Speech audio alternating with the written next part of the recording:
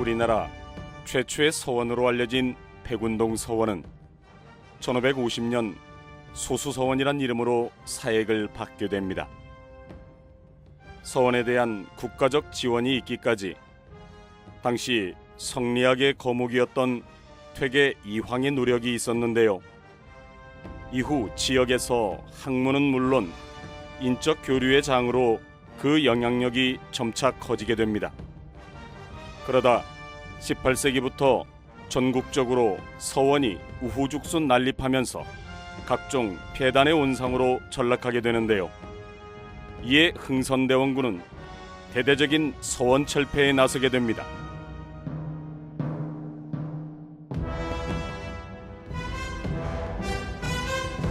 조선말 내려진 서원 철폐령으로 전국의 700여 개의 서원 중에서 47개만 남게 되는데, 그 중에서 전라북도는 딱 하나, 이곳 무성서원만 남게 됩니다. 정읍 무성서원은 이러한 위기를 넘기고 지금까지 명맥을 유지해오고 있는데요. 여기에는 특별한 이유가 있습니다.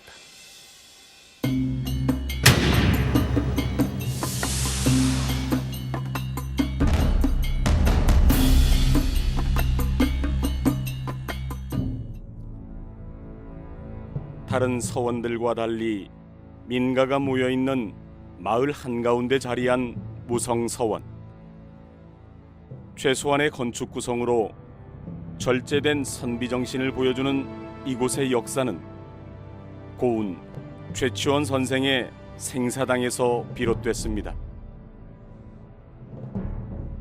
그는 12살이란 어린 나이에 당나라로 유학을 가서 6년 만에 외국인을 대상으로 하는 시험인 빈공과에 합격해 벼슬살이에 나서게 되는데요.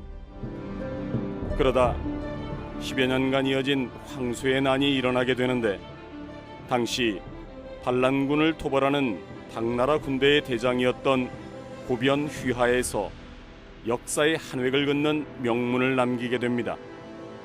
바로 그 유명한 토황소경문입니다.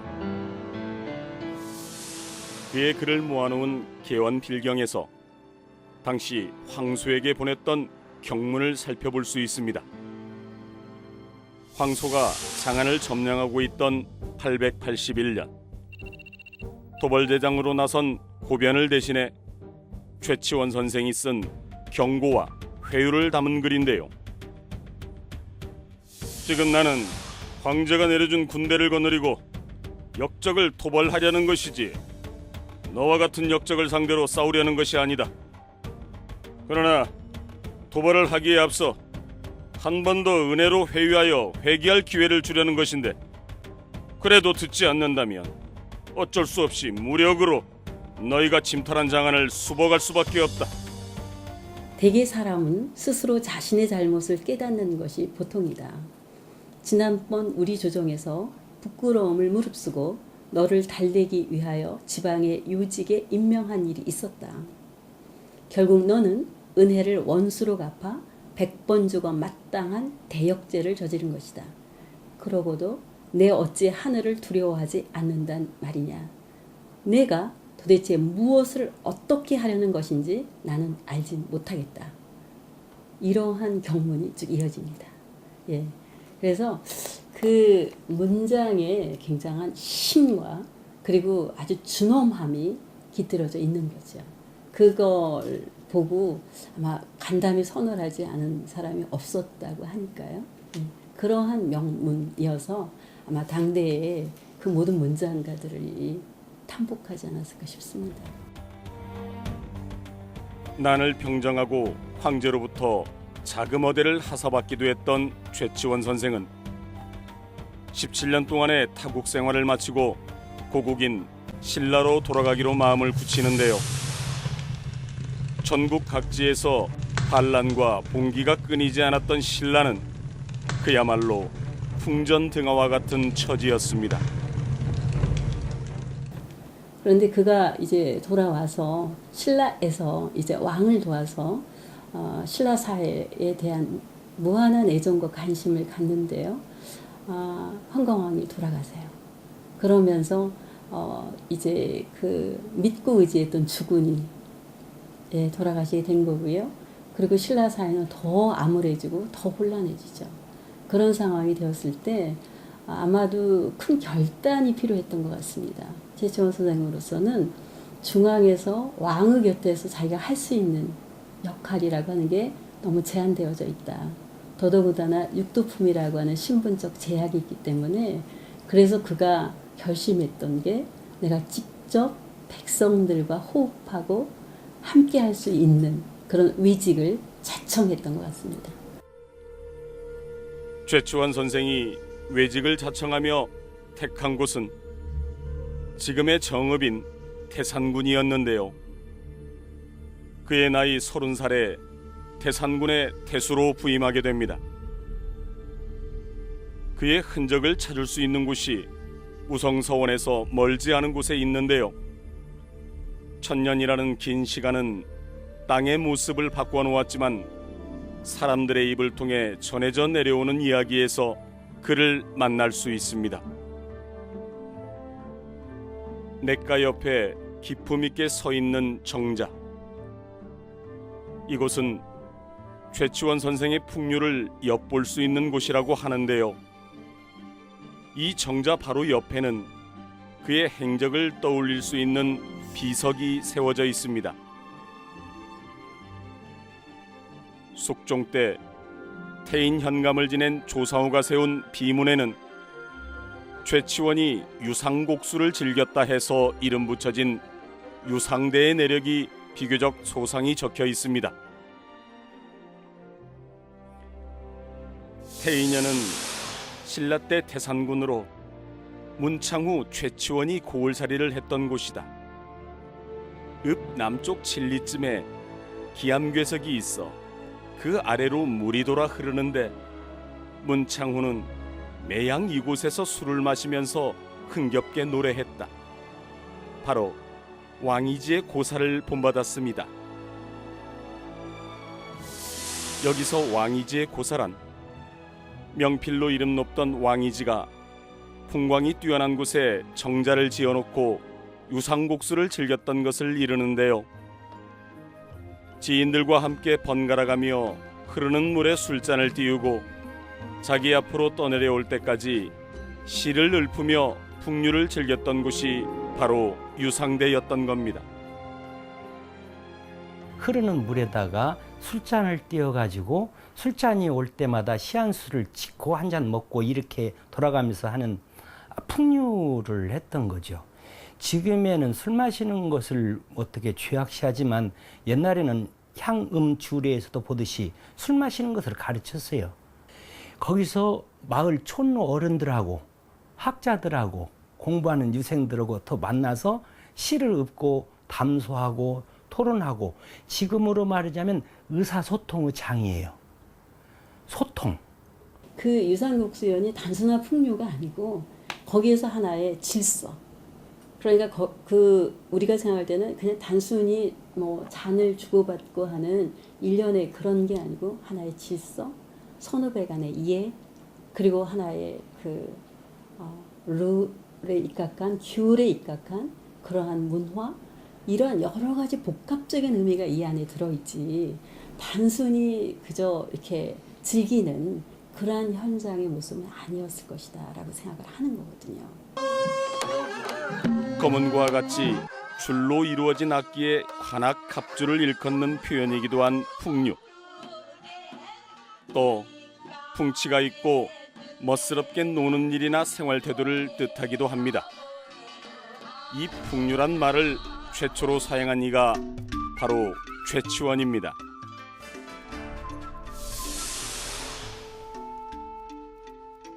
그런데요, 우리가 머릿속에 그리고 있는 풍류와는 조금 거리가 있어 보입니다. 이는 최치원 선생이 살았던 신라의 시대상과 연관이 깊습니다. 오늘날에 있어서 신라 사회가 안고 있는 가장 커다란 문제는 분열이요, 갈등이요, 대립이다. 이 분열과 갈등과 대립을 일단 사상적인 것에서부터 먼저 한번 대통합을 해보자. 그래서 그는 유학자임에도 불구하고 불교를 유학의 입장에서 받아들이고요. 도교를 유학의 입장에서 받아들이고요. 불교도 또 교종과 선정으로 갈라져 있는 걸 교선을 합작하려고 노력하고, 그래서 전체적인 하나로 만들어내는 그러한 사상을 그가 삼교 융합을 추구하는데요. 그걸 추구하면서 보니 이러한 정신이 이미 새로운 게 아니라 우리 고유의 우리 민족 속에 이미 바탕이 되어 있더라. 그래서 그것을 풍류도라고 해서 우리의 근본적인 고유의 정신인 이 풍류도를 다시 회복하면 우리 신라 사회에 있어서의 정신적 회복이 일어나고, 그 정신적 회복이 결국 어떤 사회 속에서도 건강한 정신으로 발현되어지면서 이와 같은 혼란을 극복해낼 수 있지 않을까. 쓰러져 가던 신라 사회를 바로잡기 위해 끝까지 혼신의 힘을 다했던 최치원 선생. 하지만 큰 뜻을 펼 기회조차 얻지 못한 채 지방 외직을 자청할 수밖에 없었던 비운의 선각자였습니다. 최치원 선생과 함께 무성서원에 배양된 인물 가운데 눈여겨볼 리가 있는데 바로 부루헌 정극인입니다. 성균관 유생으로 불교의 폐단을 바로잡을 것을 건의하는 상소를 올렸던 정극인 선생. 왕의 눈밖에 난 그는 가까스로 죽음은 면했지만 함경도로 유배를 갔다 처가가 있는 정읍으로 내려오게 됩니다. 그는 한평생 인재를 기르는 데 앞장섰던 교육자였습니다. 정극인 선생 묘비에 남아있는 관직은 사간원 정언. 죽음을 무릅쓰고 왕에게 직언을 마다않던 그의 고든 성품은 조선왕조실록 곳곳에서 찾아볼 수 있는데요.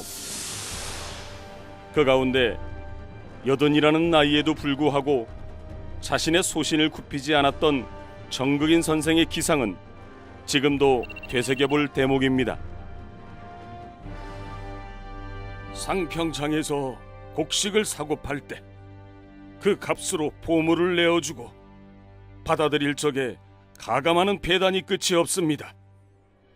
신은 바라건대 모두 의창에 붙여서 포를 무역하는 배단을 영원히 금지하여 백성들의 생활을 편안케 하소서.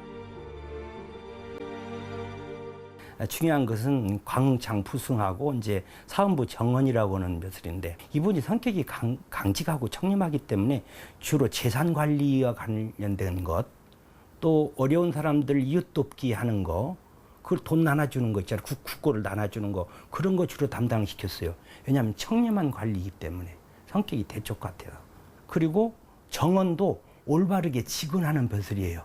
왕이 잘못하면 직접 직언하는 그런 벼슬을 주로 맡아서 자기 성격대로 대쪽 같은 일을 하셨다고 보시면 되죠. 불의에 맞선 선비의 표상이었던 그는 우리에게는 안빈낙도를 노래한 상춘곡의 저자로만 널리 알려져 있는 것이 사실입니다.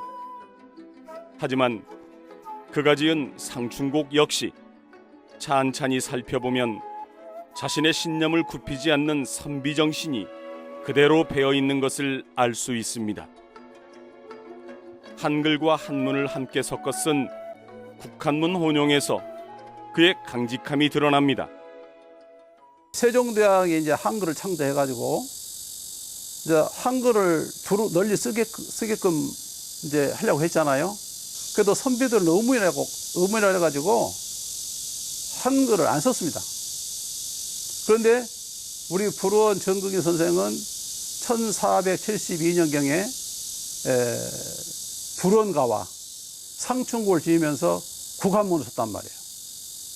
그러니까 우리나라에서 최초로 국문과 한문을 이용해서 문학 작품을 쓰신 분입니다. 그런 것을 보면은 보통 선비의 기계로서는 할 수 없는 일이죠. 무성서원에 배양된 7분 가운데 사람들에게 잘 알려져 있지 않은 이름이 있는데요. 바로 명천 김관 선생입니다. 그는 왕위에 오른 광해군이 인목대비를 패하자 이에 반대하는 상소를 올렸지만 무참히 짓밟히자 시국을 개탄하며 낙향해 산속에 정자를 짓고 은거했던 10명 선비 가운데 한 명입니다. 근데 서원들이 원래 창립되는 게 향교에서 이루어졌던 과거 중심 교육이 아니라 지성적인, 양심적이고 지성적이고 수기 치인하는 그런 걸 배우는, 그래서 사회 활동을 하는 거거든요. 그러니까 과거는 다 서원이 공통점이라고. 그런데 무성서원의 경우에 다른 지역은 학맥을 형성해가지고 학파로서 이렇게 나갔다면 여기는 활동을 했던 인물들이 거점이 되는, 그 다음에 지역민들과 이렇게 소통하는 그런 점이 무성서원이 갖고 있는 특징이어서. 선비정신의 요람 무성서원.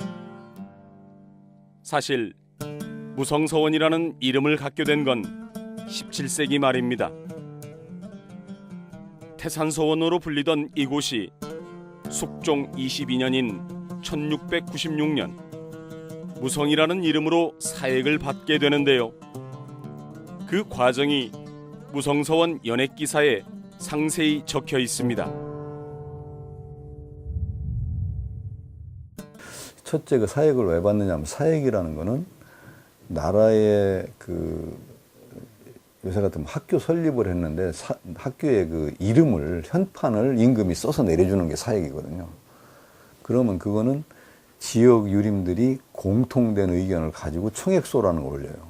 그래서 그거를 도를 통해서 국가로 올려서 조정해서 그걸 검토한 다음에 이런 경우는 줘야 된다. 그렇게 해서 하는 거거든요. 그럴 때 이제 최추원이 딱 걸려. 최추원을 한 것이다. 최초다. 이렇게. 그래서 이제 사액이 되게 되는 겁니다. 그리고 이제 사액이 되게 되니까 국가에서 지원이, 이제 노비라든가 토지가 내려오고, 그러면서 이제 품격이 한층 높아지는 거니까. 무성서원이라는 편액은 물론 세금이나 요역을 면제받는 복호와 잡일을 하는 노비도 함께 내려졌는데요. 이런 것들이 가능했던 것은 최치원 선생의 명성이 그만큼 높았기 때문이었습니다. 서원을 국가적으로 지원한다는 의미는 곧 서원을 통한 교육활동을 장려하겠다는 의지의 표명이기도 했습니다. 그런 가운데 기대승과 이황의 8년간의 사단 칠정 논쟁에서 알 수 있듯 서원은 성리학 발전의 구심점 역할을 했던 겁니다. 그러다 18세기부터 지역과 학파별로 서원을 앞다퉈 짓게 되는데요. 결국 서원은 당파 싸움의 근원지로 분란을 조장하는 것은 물론 군역이나 세금을 피하기 위한 수단으로 악용되는 사례가 빈번하게 됩니다. 이처럼 갖은 사회적인 문제를 야기하게 되면서 골칫거리로 전락하게 되는데요. 이에 흥선대원군은 대대적인 서원철폐라는 칼날을 휘두르게 됩니다. 결국 전국 47개의 서원만 남기고 모두 문을 닫게 되는데요. 전라북도에서 유일하게 남게 된 것이 바로 무성서원입니다. 그 배경에도 고운 최추원 선생이 있습니다. 최치원 선생을 모셨는데 감히 할 수가 없어.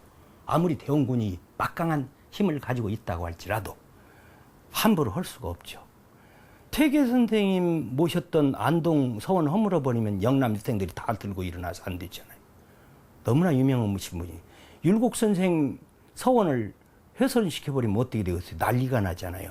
그래서 감히 그렇게 하지는 못했어요. 막강한 권력을 가졌어도.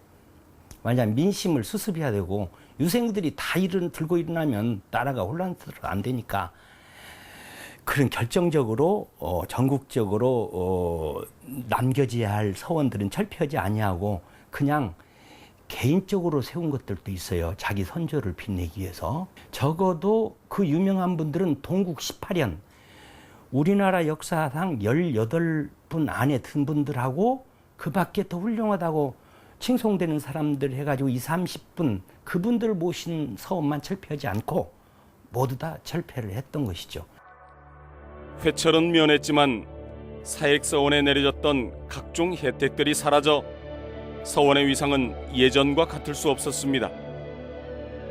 그런 가운데 무성서원은 무려 11년 만에 다시 일어설 수 있는 기회를 맞게 됩니다. 당우, 기묘, 고, 영상, 이공, 채응, 사, 복결. 기묘년에 영상, 이공, 채응께서 복결을 다시 내려줬다. 1868년도에 그 서원 철폐령은 면했지만은 본호 복결이 삭제됐어요.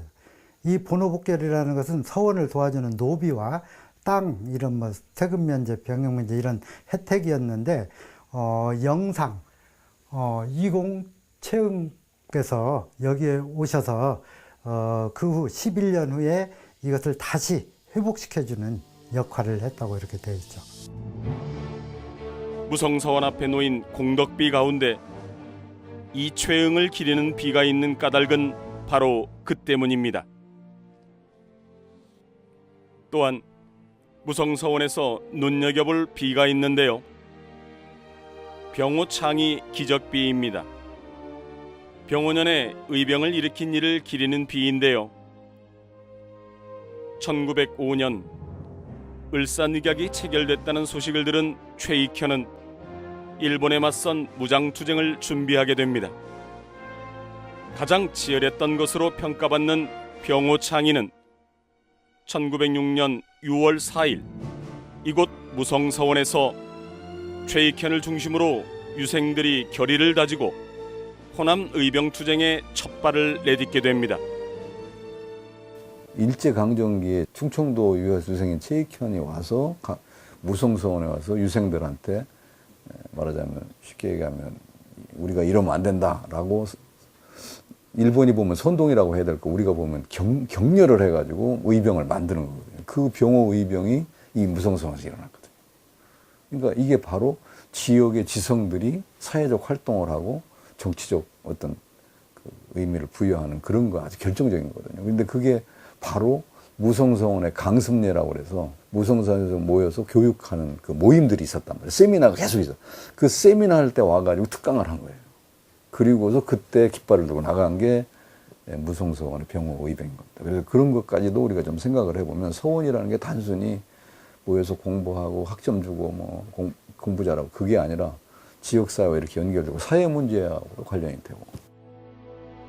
배움을 실천하는 참다운 선비정신이 면면이 흐르는 이곳 무성서원.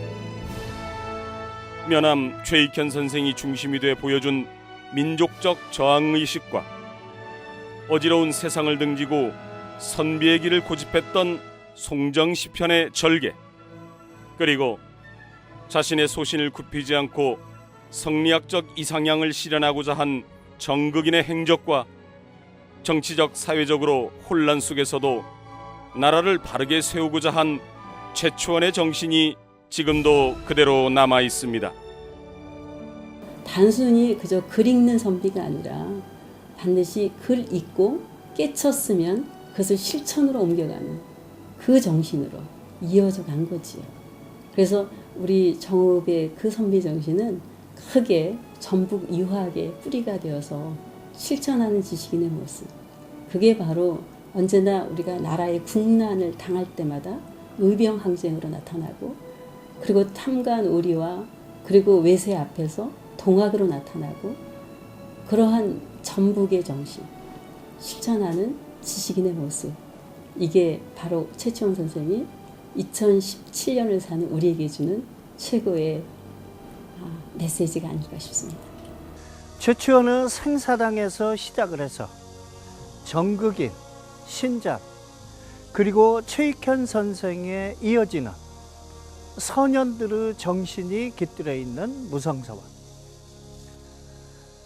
서원이 오늘날 우리에게 주는 의미를 다시 한번 되새기고 그 가치를 느껴보시기 바랍니다.